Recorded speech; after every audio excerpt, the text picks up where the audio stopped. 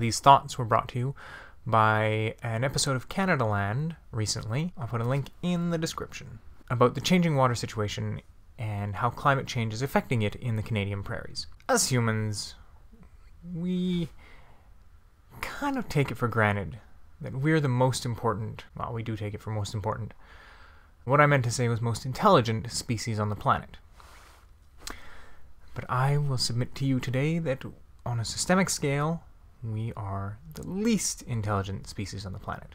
So it's basically settled now, not basically, it's settled now that the climate is changing, species are going extinct, and it's caused by our activities. So yeah, least intelligent species on the planet. That's what I'm arguing today. I don't know if I got around to saying that.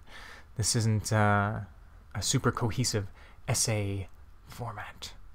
This is me just kind of blurping my thoughts at you. We talk so much about, oh, climate change is going to do this, climate change is going to do that, but we can't do this to mitigate because it's too expensive, and we can't take this action, or it's going to take a long time to raise the funds. We are causing the extinction of countless species because of the actions of those who want to make a profit. It's up for debate whether or not we will be among those species, and we talk about how we can't stop these things because it's too expensive. And all too expensive means is it doesn't work in the system we've created.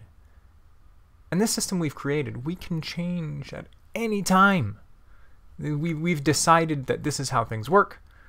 The only ones holding us to that are us. So we are going to, well, not going to, we are drastically changing the landscape of this planet in every way because we can't imagine anything outside of our current system.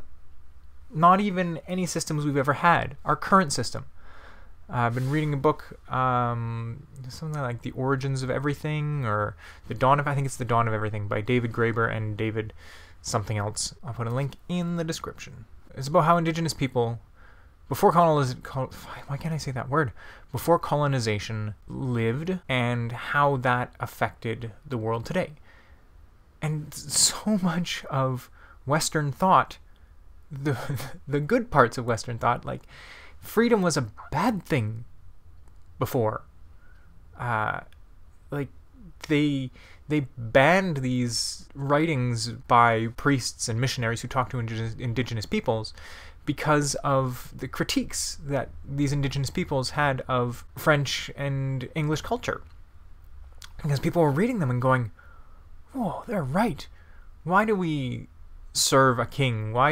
They were basically anarchists, how we understand anarchism today. But they put it in practice, and they were happy and free, but not free like, I'm going to do what I want. There was a responsibility to the community that made them more free.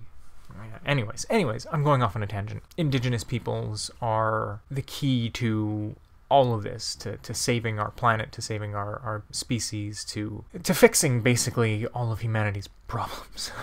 If you watch my other video about how we can fix everything, if people ever decide to talk to me about any of these things, any societal problem, it's probably going to come back to, this is how indigenous people did it, we can do it that way too. Or at least this is what we know of how indigenous people did it. We are killing the planet because we are a slave to a system we created, and we can change at any time. The moral that I took from that episode of Canadaland is that money and capitalism is what's stopping us, and community is the key to changing it. I've been listening to a lot of Andrewism, another a YouTube channel that I've become a big fan of.